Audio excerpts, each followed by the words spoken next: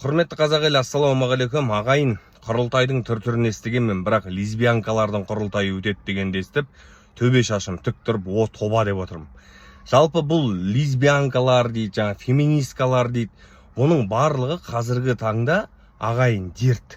Бұл шынымен де қазіргі заманның індеті. Кейбір әйелдер былай түсінеді екен феминизмді, әйел мен еркек бір қатарда тұрады деп. Жоқ, ол қате ұғым. Феминизм деген әйелді еркектен жоғары қою негізі ше. Бірақ ол дүние біздің менталитетімізге жат. Ол қазақ халқының әйелдері ешқашанда өздерін еркектен жоғары қоймайды да.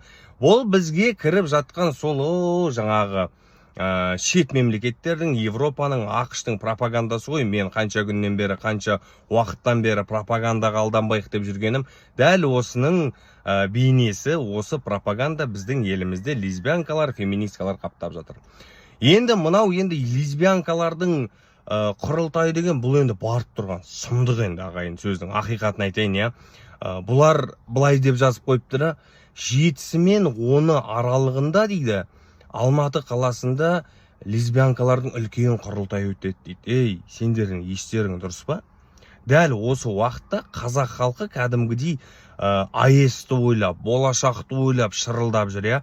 Ана 16 жасар бала Талғарда қайтыс болды, я. Кәдімгідей басқалар жабылып тұрып шакалт етіп кетті о баланы, я. Әкесімен қосып өлтіріп кетті. Бірақ оларға, жаңағыдай лесбиянкаларға бұның дым қатысы жоқ сияқты, біздің Қазақстан мемлекетінің тұрғындары емес, шет елдің азаматтары сияқты бәрібір да.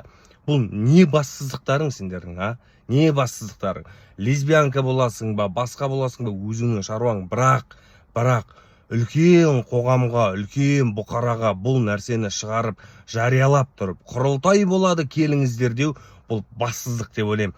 Құрметті қазақ елі, менің жалпы ойым бұл лесбиянкаларға, жаңағы көгілдірлерге деп айтамыз ба, қалай дейміз, соларға негізі бір заң шығару керек. Бұл болмайды. Бұл ертең мен жаңағы демократиялық елде өмір сүреміз, я, түсінікті жағдай, бірақ мен ертең көшеде отқан кезімде, бала шағаммен қыдырып, бір паркте отқан кезімде, менің алдыма келіп, бала шағамның көзінше, екі лесбиянканың немесе екі көгілдірдің сүйісіп тұрғанын қаламаймын.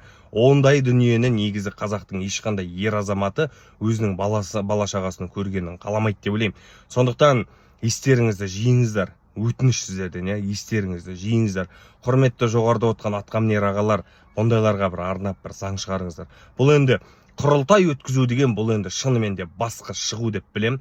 Қазақ халқының шынымен де бетіне түкіру деп білем. Аман болайық.